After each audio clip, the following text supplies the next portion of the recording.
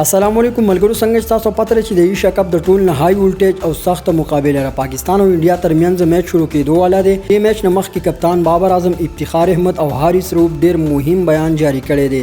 ملګرو، تاسو ته دا معلومه شي چې د ایشیا کپ د ټول نه غټه مقابله او های ولټیج مقابله را پاکستان او انډیا ترمنځ میچ یو څو غنټې بعد شروع کیږي. د پاکستان او انډیا د میچ ته ډیر د کرکټ مینوال ډیر په بې صبرۍ سره په انتظار دي.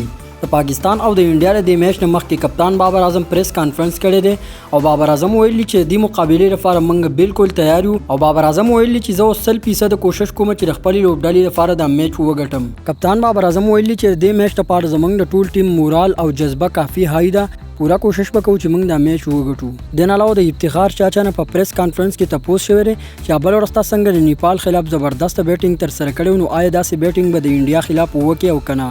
نو افتخار چاچا ورته په جواب کې ویل چې زه په خپل پورا کوشش کوم، زه خپل 100% پرفارمنس ورکوم، باقي نتیجه د الله فلاس کې ده. نو تاسو خیال لرئ چې افتخار احمد به د انډیا خلاف بیټینګ وکړي کنه و به چلیږي او کنه. د فاست بولر حارث رؤف نه هم په پریس کانفرنس کې دا تپوس شوی دی چې د انډیا خلاف به ته څرنګه بالینګ کوي، 100 وکټې باخلي. نو حارث رؤف ورته په جواب کې ویلي چې د پاکستان او انډیا دا میچ ته ډیر د سخت پریشر میچ وي، نو پرې کې هیڅ پته نه لګي ماته اوس خپل بالینګ. حارث رؤف ویلي چې زه خپل پورا کوشش کوم چې ښه بالینګ تر سره کوم. نو پاکستان او د انډیا د میچ لپاره د انډیا او د پاکستان دوه ټیمونو سریلانکا ته رسیدلی یو څو غنټې بعد به میچ شروع کیږي.